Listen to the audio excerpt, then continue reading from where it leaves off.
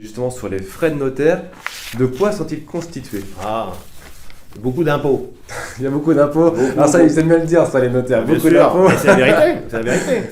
C'est la vérité. Dans les frais, ce qu'on appelle indûment les frais de notaire, parce qu'on a l'impression que va dans la poche du notaire. Alors, c'est complètement faux. Le notaire est, on va pas non plus jouer la pleureuse, hein, mais ce que vous payez chez le notaire, il y a effectivement beaucoup d'impôts, et donc le notaire a un rôle de percepteur d'impôts, et donc il remet une grosse partie des frais que vous lui avez réglés à l'État. Donc ça, dans ce que vous payez, donc au moment de la signature du compromis de vente, vous avez votre enveloppe globale, donc on vous calcule les frais d'acte de vente. Les frais d'acte de vente sont en fonction du prix de vente, puisque que ce soit les honoraires du notaire, qui sont, pour donner un ordre d'idée, de 0,8% de la valorisation du terrain.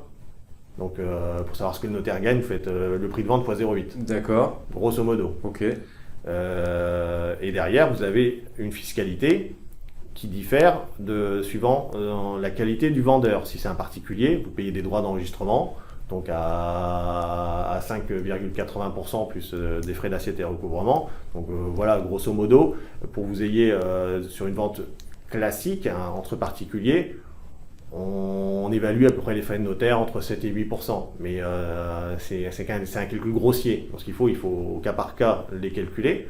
Donc sur cette enveloppe de 7 à 8%, vous avez une petite partie qui va au notaire, et le reste, ce sont des impôts donc, qui reviennent à l'État dans l'enveloppe globale. Hein. Quand on vous dit les frais de notaire, c'est vraiment composé des deux. D'accord, ok. Donc une grosse partie impôts et les honoraires, donc 0,8 points à peu près. Voilà, et les taxes de publicité foncière aussi dépendent. Donc si vous achetez d'un professionnel de l'immobilier et qui vous vend un terrain soumis à la TVA, les frais de notaire, entre guillemets, peuvent être réduits.